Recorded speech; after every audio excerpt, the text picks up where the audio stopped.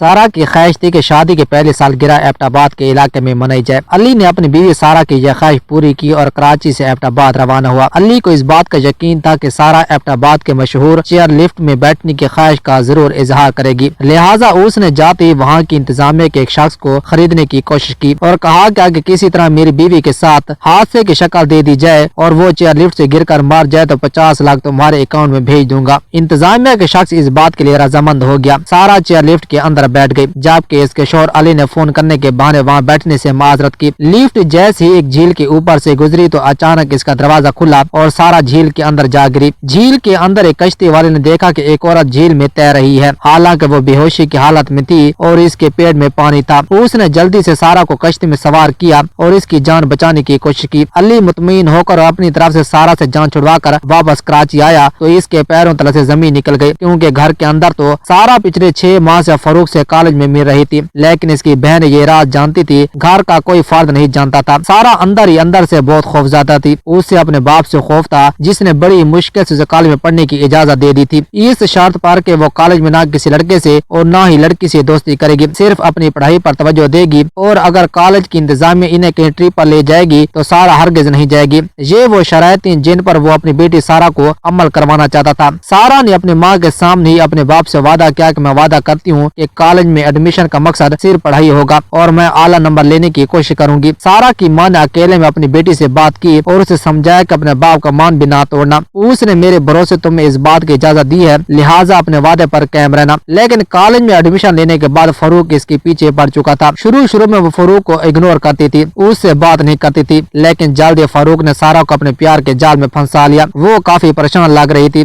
زینب اس سے پوچھ رہی تھی کہ کیا ہوا۔ اس نے اپنی بہن کو بتایا کہ آج فاروق نے ایک عجیب بات کی ہے، مجھے کوئی سمجھ نہیں آ رہی کہ اس کے دماغ میں کیا چل رہا ہے، اس نے ایسی بات کیوں کی۔ زینب اپنی بہن سے پوچھنے لگی کہ فاروق نے کیا کہا، جس پر وہ کہنے لگی کہ وہ مجھ سے شادی کا خواہش مند ہے۔ میں نے فاروق سے کہا ہے کہ اگر تم مجھ سے شادی کرنا چاہتے ہو تو اپنے والدین کو ہمارے گھر بھیجو اور یہ بات مت بتانا کہ ہماری ملاقات کالج میں ہوئی ہے یا تم مجھے پہلے ہی جانتے ہو۔ فاروق نے جب یہ بات سنی تو کہنے لگا کہ والدین کو تمہارے گھر بھیجنے پر تو مجھے کسی بات کا اعتراض نہیں، لیکن اعتراض اس بات کا ہے کہ تمہارا باپ اس رشتے سے فوراً انکار کر دے گا۔ میں اس کی یہ بات سن کر حیران ہوئی اور اس سے پوچھنے لگی کہ ابا ایسا کیوں انکار کریں گے، اس کی کوئی وجہ تو ہونی چاہیے، جس پر وہ کہنے لگا کہ وجہ میں تمہیں نہیں بتا سکتا، ہاں البتہ اگر مجھ سے شادی کی خواہش رکھتی ہو تو میرے ساتھ بھاگ چلو۔ اس کی یہ بات سن کر میں حیران ہوئی اور اسے منع کیا کہ دوبارہ مجھ سے ملنے کی کوشش مت کرنا۔ زینب یہ سن کر حیران ہوئی اور اپنی بہن سے کہنے لگی کہ تمہیں وہ کیوں بھگانا چاہتا ہے، ضرور اس میں کوئی ایسا راز ہوگا جو میں ابھی تک نہیں جان پائی، یا وہ کچھ نہ کچھ ہم سے چھپا رہا ہے۔ زینب نے اپنی بہن کو منع کیا کہ دوبارہ اس سے مت ملنا، بلکہ آپ تو اس شادی کے بارے میں سوچنا بھی نہیں۔ سارا نے جب بہن کے منہ سے الفاظ سنے تو کہنے لگی کہ ایسی باتیں کر رہی ہو زینب، میں اس معاملے میں کافی آگے جا چکی ہوں، میں جانتی ہوں کہ فاروق یہ ڈیمانڈ ٹھیک نہیں، لیکن وہ اچھا لڑکا ہے، میں اس سے محبت کرتی ہوں۔ زینب اپنی بہن کو سمجھانے لگی کہ تو نے ابا سے وعدہ کیا تھا اور اتنے جلدی اپنے وعدے سے تم کیسے پھر سکتی ہو، تم اس سے دوبارہ نہیں ملو گی ورنہ میں سب کچھ اپنی ماں کو بتا دوں گی۔ سارا اپنی بہن کے سامنے ہاتھ جوڑ کر کہنے لگی کہ اماں کو کچھ نہ بتانا، ٹھیک ہے میں اس سے دوبارہ نہیں ملوں گی، لیکن اگر وہ اپنے والدین کو ہمارے گھر بھیجنے پر راضی ہو گیا تب میں اسے اس بات کی بخوشی اجازت دے دوں گی۔ زینب نے کہا ٹھیک ہے، پھر اس بات پر قائم رہنا۔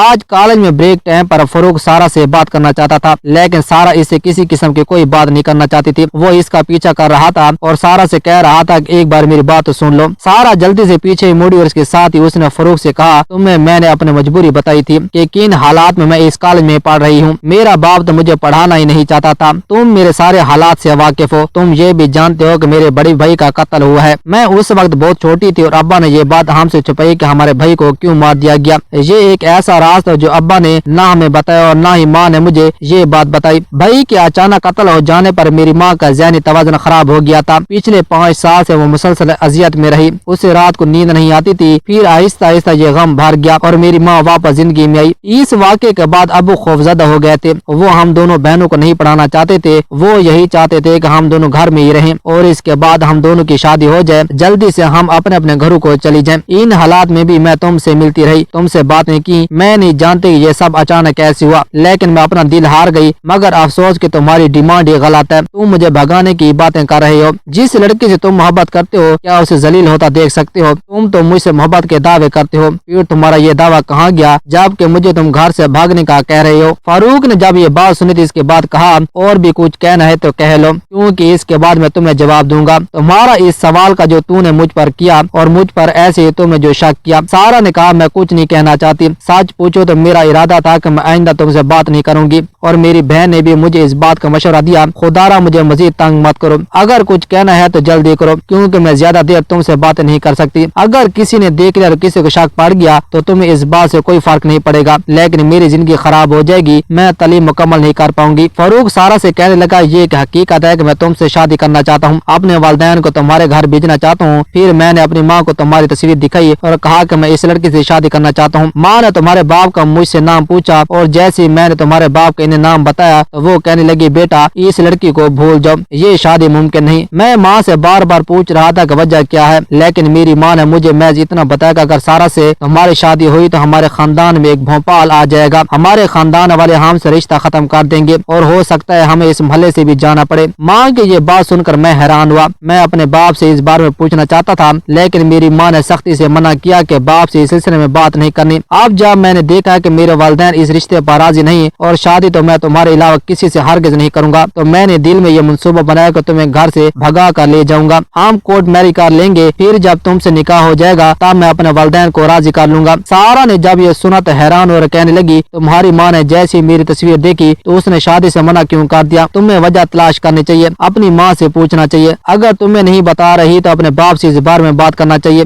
ये तुम्हारी जिंदगी का मामला है। अगर मुझसे मोहब्बत का दावा करते हो तो इस मामले में छानबीन करो कि मुझसे शादी करने पर तुम्हें तुम्हारे खानदान वाले अपने से अलग क्यों कर लेंगे। ऐसा क्या मसला है? कौन सी ऐसी बात है जो वो तुमसे छुपा रहे हैं? फारूक ने सारा से माफी मांगी और कहा कि तुम्हारी मोहब्बत में भी तुम्हें भगाने की बात की थी। मैं हरगिज तुम्हारी जिल्लत नहीं चाहता, न ही तुम्हें बेइज्जत करना चाहता हूँ। मैं तो तुमसे नेक मोहब्बत करता हूँ और तुम्हें खोने से डरता हूँ, इसलिए मैंने खुद ही डिसाइड किया है कि हम कोर्ट मैरी कर लेंगे। इसके बाद सारा ये कहती है वहाँ से रवाना हुई कि अपनी माँ से जरूर पूछना और फिर मुझे इस बारे में बताना। फारूक यही सोच रहा था कि मैं माँ से जरूर पूछूंगा। कॉलेज से जैसे वो घर गया तो माँ से कहने लगा, माँ मुझे वजह बताएं, आप सारा को देखकर क्यों खौफजदा हो गई और मुझे क्यों मना किया कि मैं अब्बा से इस सिलसिले में बात भी ना करूं? आखिर इसकी क्या वजह है? माँ अपने बेटे के चेहरे की तरफ देखकर हैरान और फिर फारूक से कहने लगी, पूरे कॉलेज में तुम्हें यही लड़की मिली थी जिसको तूने पसंद करना था। जब मैंने तुम्हें मना किया है कि इस मामले को छोड़ो, इस बात के पीछे मत पड़ो, ये बात ज़हन नशीन कर लो कि इस लड़की से तुम्हारी शादी मुमकिन ही नहीं। अगर किसी तरह ये शादी हो गई तो तुम्हारी भी जान को खतरा है और वो लड़की जिंदा नहीं रहेगी। माँ बेटी की गुफ्तगू जारी थी कि फारूक का वाला दरवाजे पर आया। उसने गुफ्तगू सुन ली और अच्छे तरीके से वो सब कुछ समझ भी गया था। आज कई साल बाद उसे मौका मिला था।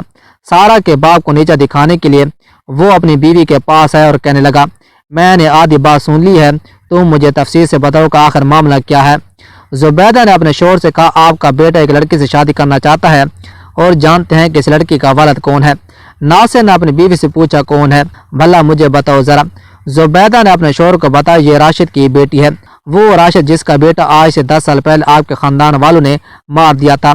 नासिर ने जब ये सुना तो इसके चेहरे पर मुस्कुराहट आई और बीवी से कहने लगा, तो फिर तुमने क्या सोचा है? क्या तुम अपनी बेटी की ख्वाहिश पर अमल नहीं करोगी? तुम नहीं चाहती कि तुम्हारा बेटों की इसकी मोहब्बत मिल जाए?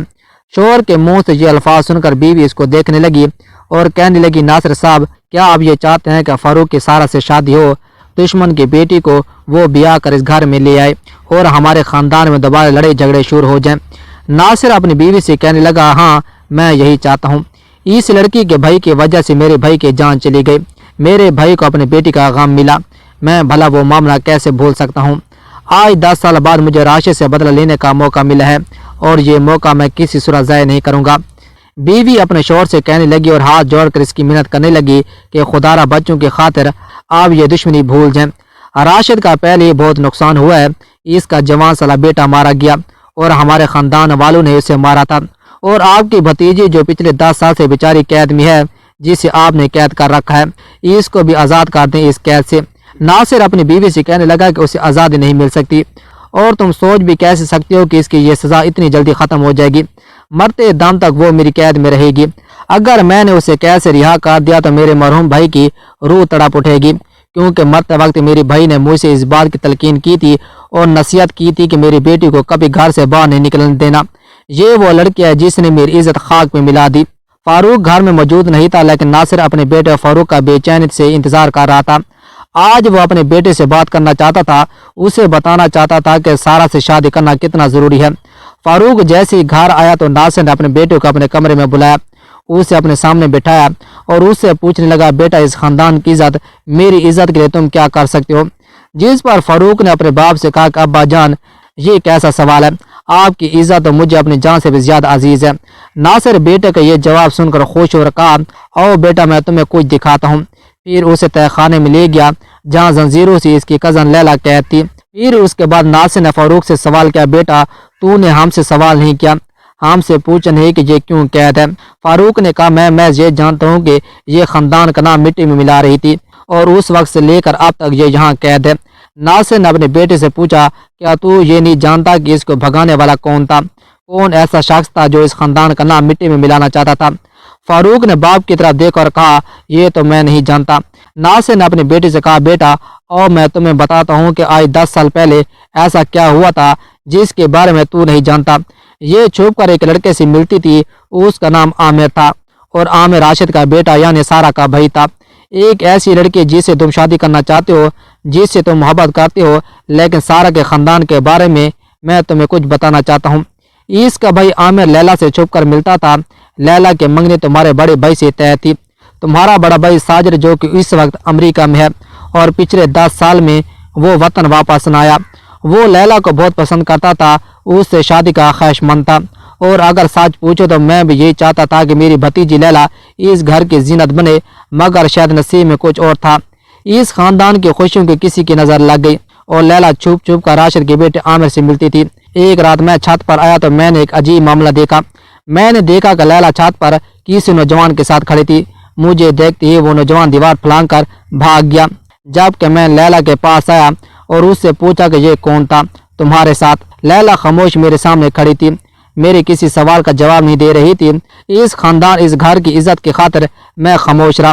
میں نے اپنی بھتیجی لیلا کو کوئی سزا نہیں دی اور اس سے فقط اتنا کہا کہ وہ جو بھی شخص تھا، لیکن دوبارہ اسے ملنے کی کوشش مت کرنا، ورنہ تم تو جان سے جاؤ گی، ساتھ ساتھ اس شخص کی بھی جان چلی جائے گی۔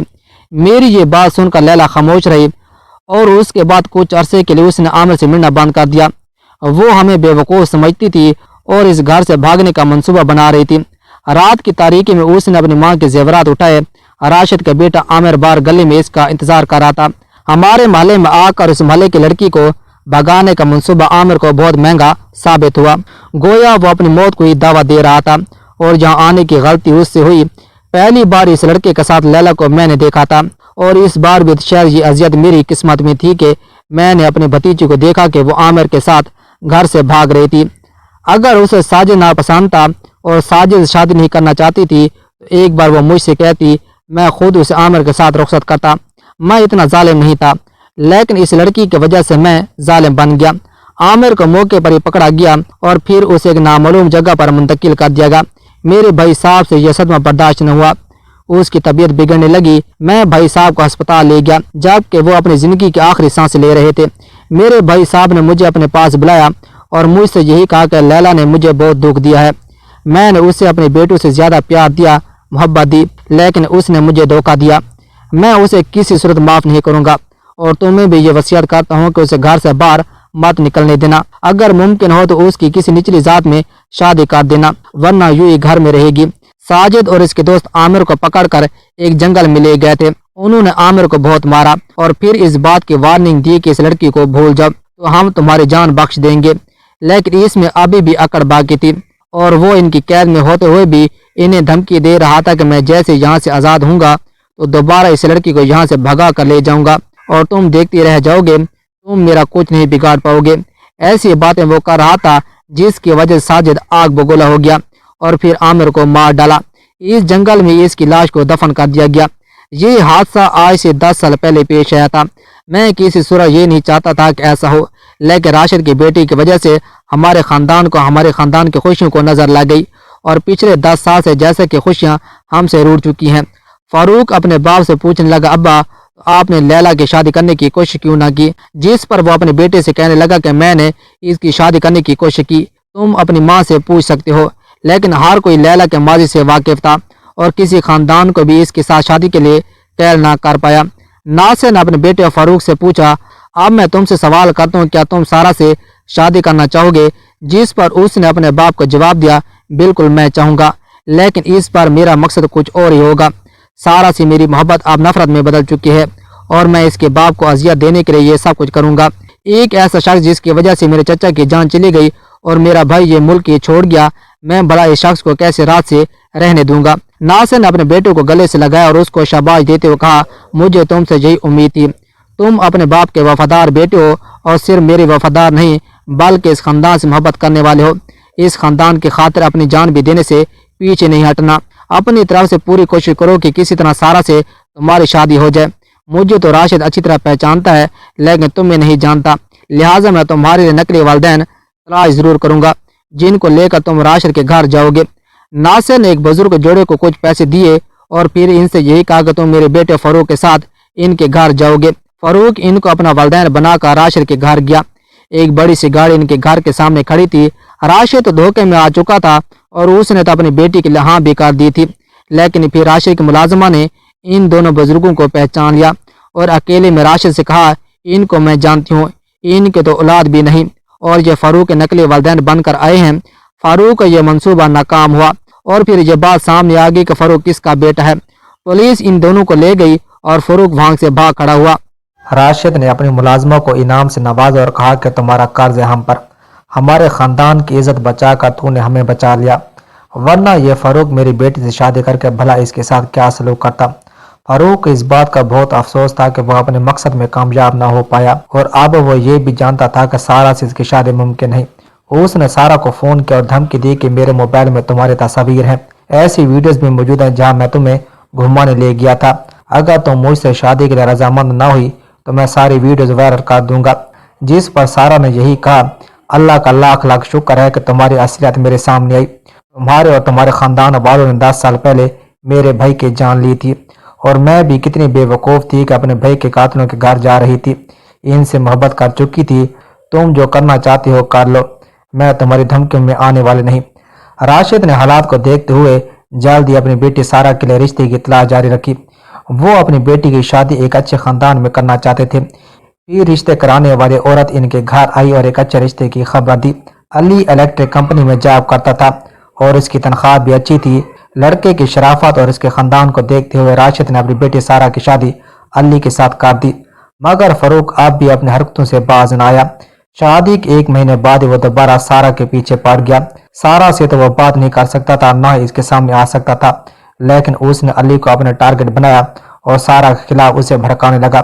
उसने किसी से अली का नंबर लिया और फिर कहा कि फलां होटल पर मैं आपका इंतजार कर रहा हूँ, मेरे पास आपकी बीवी के बताने के लिए कुछ मालूमात भी है। अली ने उससे मुलाकात की। फिर उसने अली को सारा की वो तमाम तस्वीरें दिखाई जो कॉलेज के ज़माने में उसने सारा के साथ ली थी। उसने अली से ये भी झूठ बोला कि शादी के बाद भी सारा मुझसे मिल रही है, आपके गैर मौजूदगी में वो मुझसे मिलती है, आप एक शरीफ इंसान हैं, लेकिन जिस लड़की से आपकी शादी हुई है वो बिल्कुल शरीफ नहीं, वो आपको धोखा दे रही है। अली ने जब यह सुना तो इसके पैरों तले से ज़मीन निकल गई। उसे इस बात की उम्मीद नहीं थी कि सारा उसके साथ ऐसा सलूक करेगी। खैर, अब इसकी ये मोहब्बत नफरत में बदल चुकी थी और वह एक अच्छे मौके की तलाश में था जिससे वह सारा को सबक सिखा सके। शादी की पहली सालगिरह के मौके पर सारा ने अपने शोहर से कहा कि मैं एबटाबाद जाना चाहती हूँ, ये मेरी ख्वाहिश थी, हम अपनी शादी की सालगिरह उधर मनाएंगे। अली ने अपनी बीवी से वादा किया कि तुम्हारी ये ख्वाहिश मैं ज़रूर पूरी करूँगा। सारा की ख्वाहिश पूरी करने के लिए वो कराची से एबटाबाद रवाना हुआ। 3 दिनों के लिए उन्होंने एबटाबाद में एक होटल में एक कमरा बुक किया। अली अपनी बीवी के शौक से वाकिफ था। वो जानता था कि सारा वहाँ एबटाबाद में चेयर लिफ्ट पर बैठने की ख्वाहिश का इजहार जरूर करेगी, लिहाजा उसने पहले सारा के खिलाफ एक मंसूबा बनाया। चेयर लिफ्ट की इंतजामिया के एक शख्स को खरीदा और उससे कहा कि किसी तरह मेरी बीवी के स्ट्रिप को हाथ की शक्ल दे दो तो तुम्हारे अकाउंट में 50 लाख रुपए मैं भेज दूंगा। वो शख्स लालच में आ गया। सारा जैसे ही चेयर लिफ्ट पर बैठी और जैसे ही वो लिफ्ट एक झील के ऊपर से गुजरी तो सारा को नीचे झील में गिरा दिया गया। ये काम इस कदर मनसूबाबंदी से हुआ कि किसी को इस बात का शक तक ना हुआ कि सारा को जान से मारने की कोशिश की गई।